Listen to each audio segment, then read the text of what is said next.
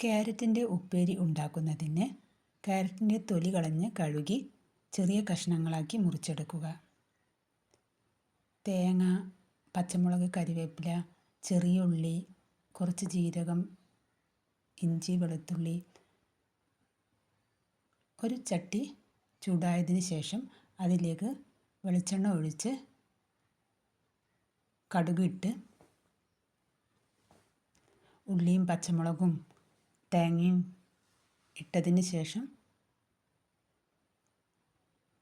ഒന്ന് വാടിയതിന് ശേഷം അതിലേക്ക് ക്യാരറ്റ് ഇട്ട് ഇളക്കുക. എന്നിട്ട് മൂടി വെക്കുക.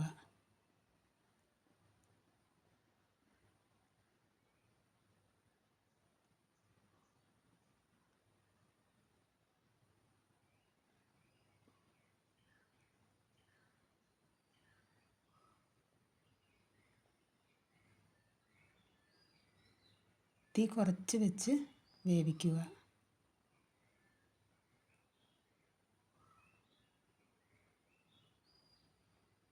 ക്യാരറ്റ് ഉപ്പേരി റെഡി.